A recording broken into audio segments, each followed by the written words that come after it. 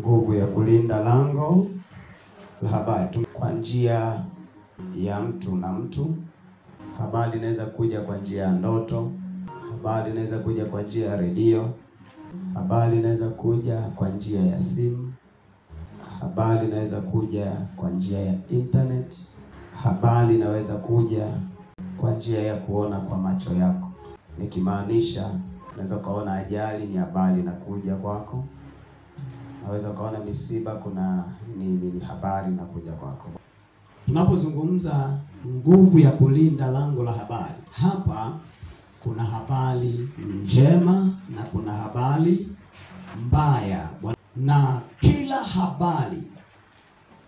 habari inayokuja kwako ina faida zake na ina hasara zake.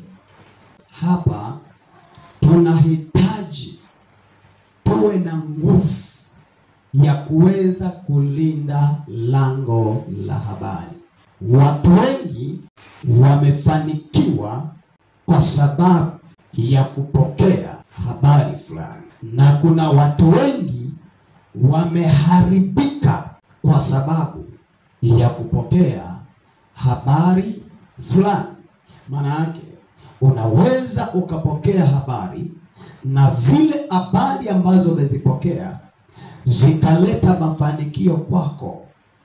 Kwa nini? Kwa sababu ni habari njema. Na unaweza ukapokea habari, zile habari ulizozipokea zikaleta hasara kwenye maisha yako, uharibifu kwenye maisha yako. Kwa nini? Kwa sababu habari ulizozipokea ni habari mbaya. Na hapa ndipo nikasema nguvu ya kulinda lango la habari. Atukuzwe Yesu Mwokozi. Angalia kitabu kizuri cha Mithali 15:30.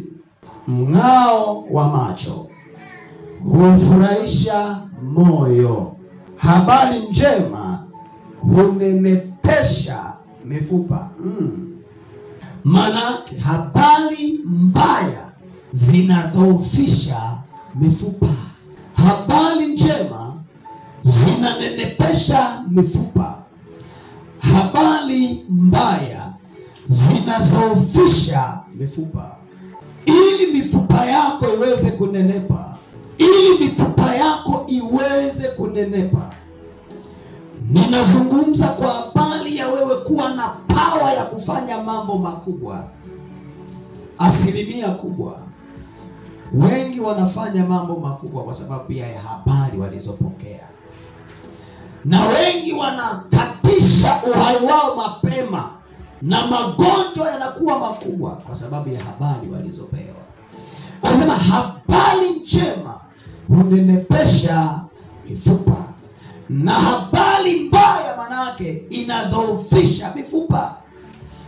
Ukidhoofika kwa sababu ya habari mbaya, hauwezi kufanya neno lolote. Ukiona umepokea habari mbaya, ile habari mbaya inaweza ikakufanya ukae siku nzima ukiiwazia ile habari mbaya uliyoipokea, na hauna kitu ambacho naweza ukakifanya. Kwa nini? Kwa sababu umepokea habari mbaya.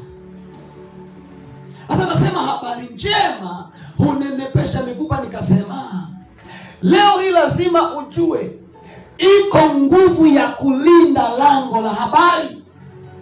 Usipokuwa na hiyo nguvu ya kulinda lango la habari, ukipokea habari mbaya na hauna nguvu ya kuweza kutoka kwenye hiyo habari mbaya, tunaweza tukakuokota wewe kwa pressure.